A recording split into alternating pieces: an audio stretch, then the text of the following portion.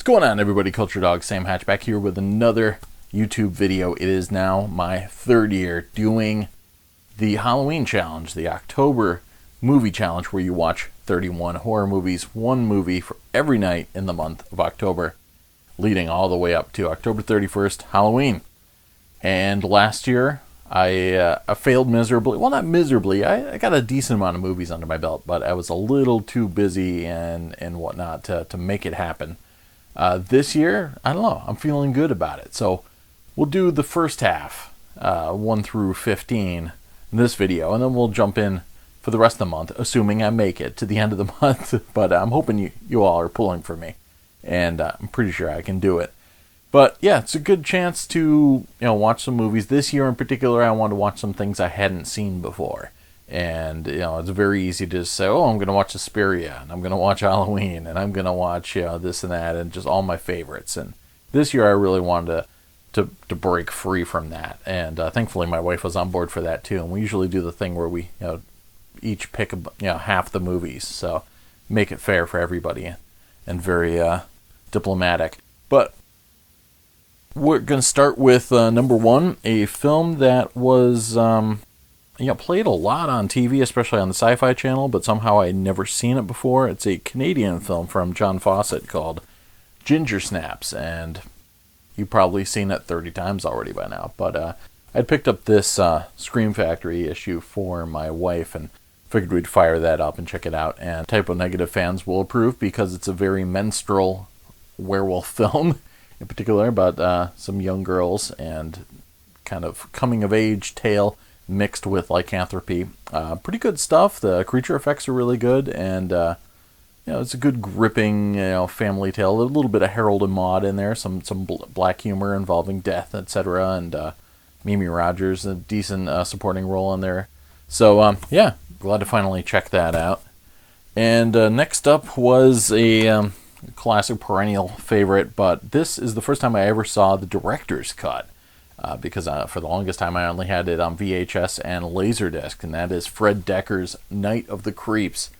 This movie rules, and I've never ever seen the director's cut. It's got a different ending, which was so cool to see, and it was really impressive seeing it in high def for the first time as well. I really brought a lot of things to light visually that had just kind of been hidden in the standard definition murkiness before now. Super excited to have this, and a lot of good extras on there as well.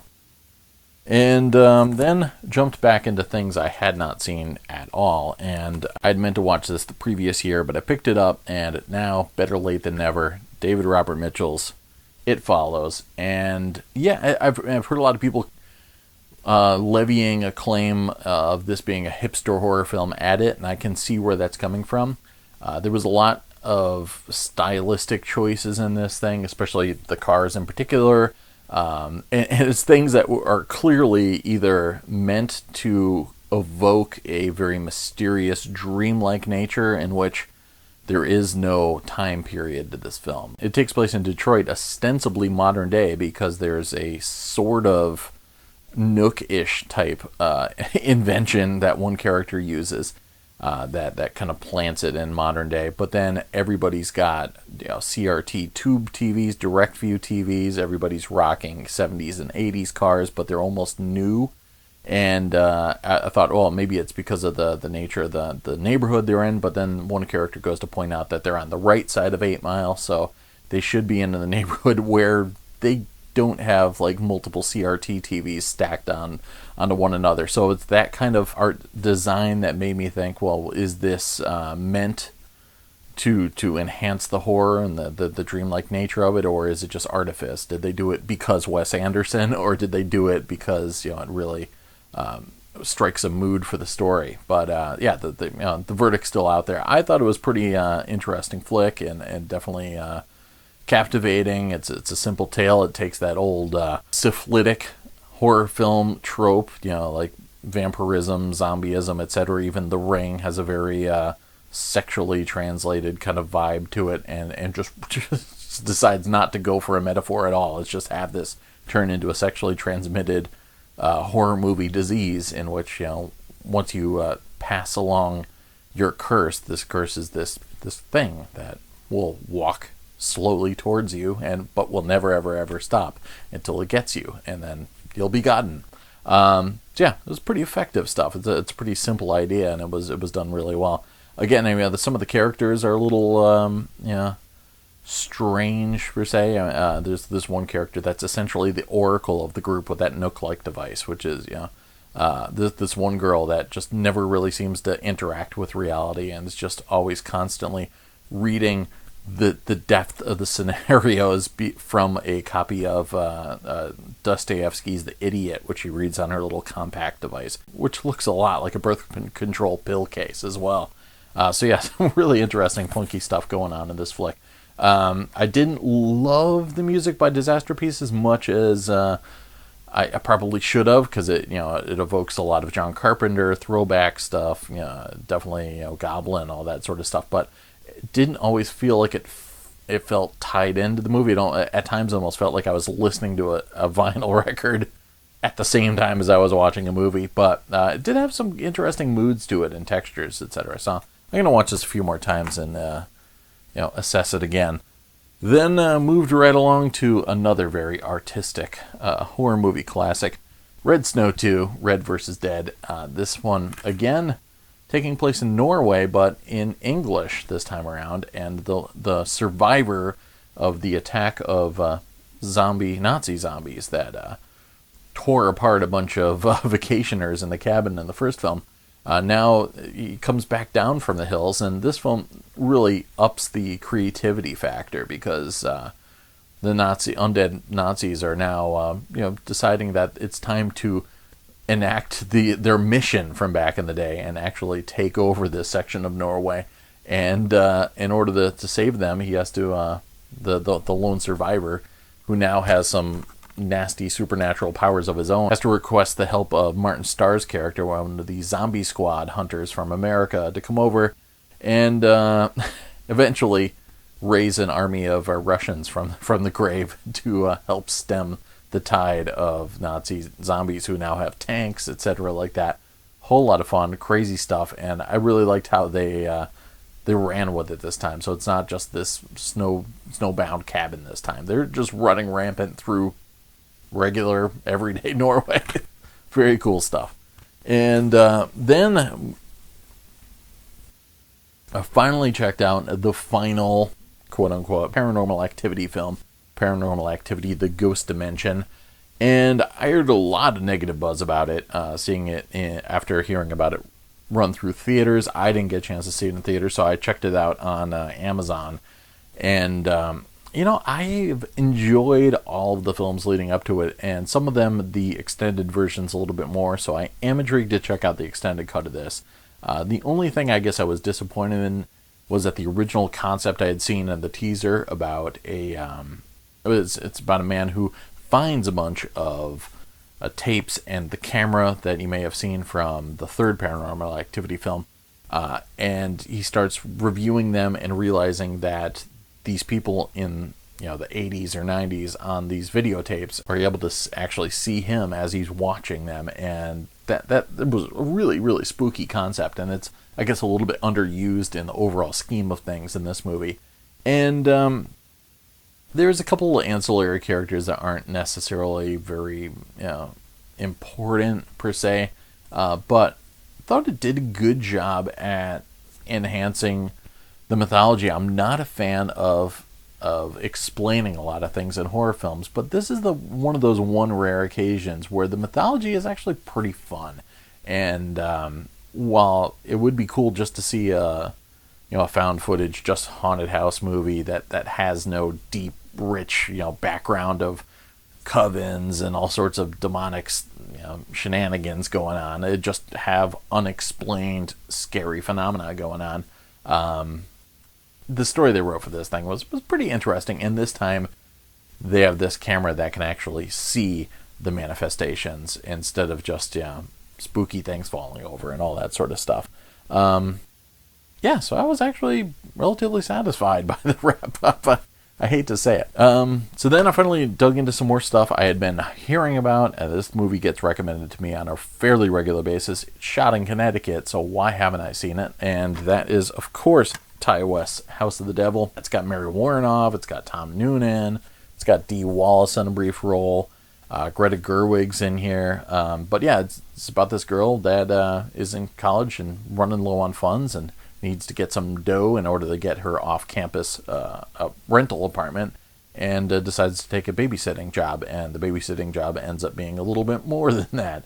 And I had seen The Innkeepers before seeing this, and had heard about how cool of a flick this was. And so I finally wanted to check it out. It's definitely a throwback to 70s and 80s horror movies, and it's got a lot of Fulci and Argento in there. And I guess if there was any kind of drawback, is A.J. Bowen seemed a little bit of a miscast bit in this film. Like, I don't know, he just didn't seem to fit really. But yeah, it's got a good vibe to it. It's pretty simple, it's fast, it's straightforward, and it's got a lot of good paranoia in it. So yeah, I was glad I finally got a chance to check that out. And then I finally figured I would check out one of the many remakes. This is actually a remake of a Thai film, and it's called Shudder. But interestingly, it's a remake of the Thai film from Masayuki Ochiai, but it's set in Japan now, and also has a little bit of an American slant on it as well.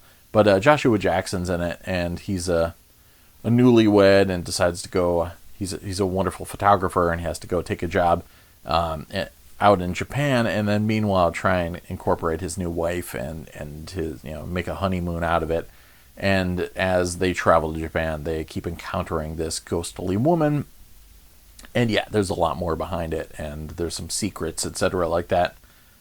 Not great, but not bad either. It's okay stuff. It's fairly J-horror feeling overall, and it wasn't brutally disappointing or anything like that. So had a good vibe to it.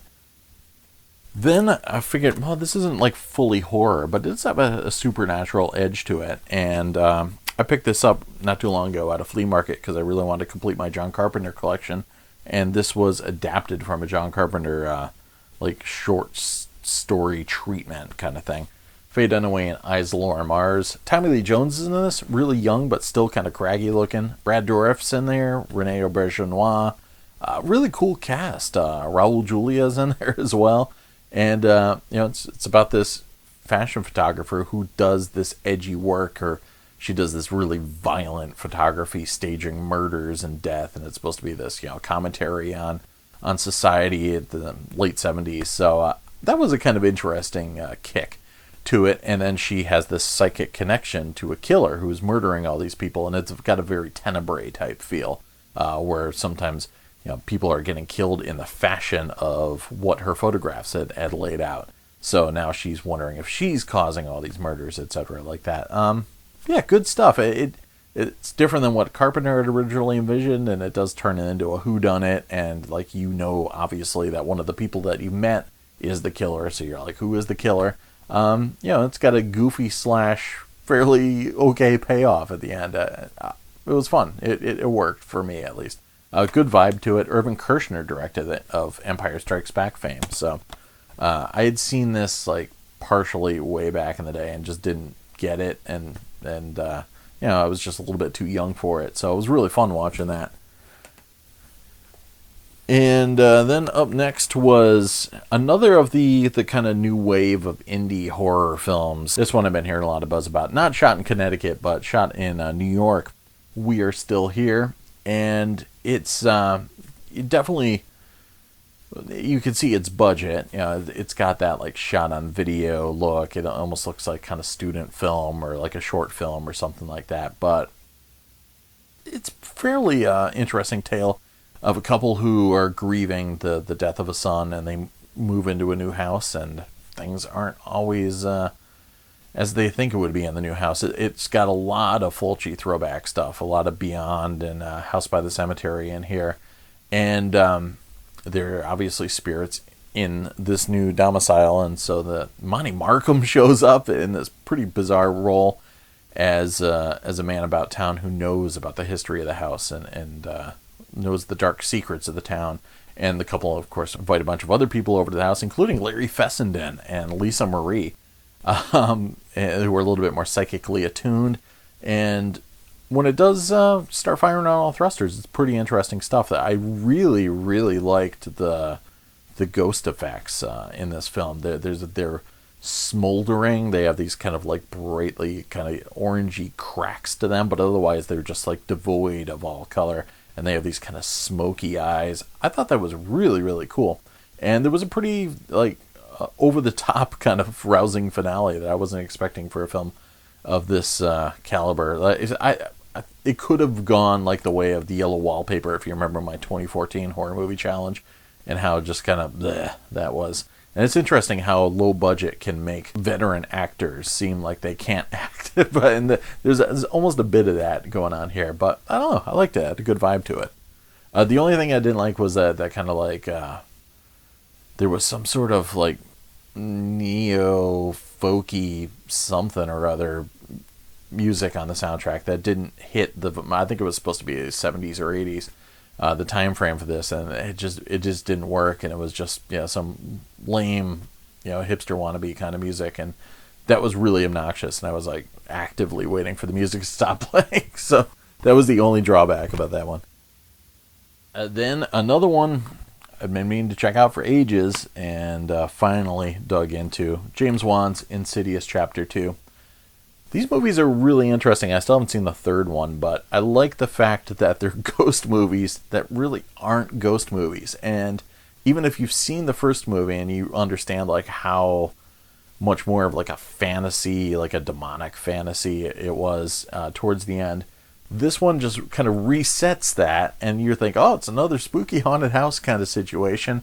And then no, it is also this kind of really interesting, fantastic tale of the other side, etc. Patrick Wilson's in here again, Rose Byrne's in here again, and it's very, very creative, and especially in its way of how it ties in with the events of the first film. So I thought that was pretty interesting. I'm not a fan of what's his face, Lee Whannell or Lee Whannell, however you want to pronounce his name, as an actor, and the paranormal investigator characters, him and this one other guy. I don't know. They kind of stick out as a sore thumb in the first movie, and again here, like they inject a little humor into the proceedings, but I don't know. There's something about those characters that don't work as well for me. But yeah, otherwise there's a lot of good scares and stuff like that, and it's a strange dreamlike film. Then I figured to flash back to the 50s and check out Patty McCormack being all evil and Mervyn LeRoy's The Bad Seed, which was itself an adaptation of a stage play and a novel about a young girl who doesn't seem to mind when people die, and especially when it benefits her. Yeah, way longer than I anticipated, and if I had only one complaint about it, it was that it is a very, very straight adaptation of the stage play, in that it doesn't make cinematic moves when it should be making cinematic moves. There's a lot of exposition, there's a lot of interesting action that you could see that is just explained awkwardly through like news reports on the television, or just people looking out a window going, oh my god, look at that interesting thing that you'll never see because we're never going to show you.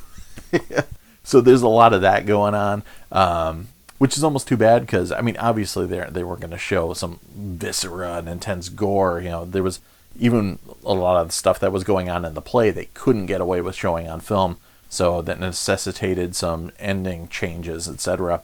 But the performances are really solid, and just the intensity of the evil in the film and the toll it takes on everyone else, from people that are supposed to love the evil, and then the survivors, the evil's victims. Really, really intense, harrowing film. And it's funny how it has this moment with the cast and crew come out like a play at the end to take a bow, and at the end they inject a little bit of levity into things, and it's like, yeah, this needs a palate cleanser for sure. So it's a really, really heavy film.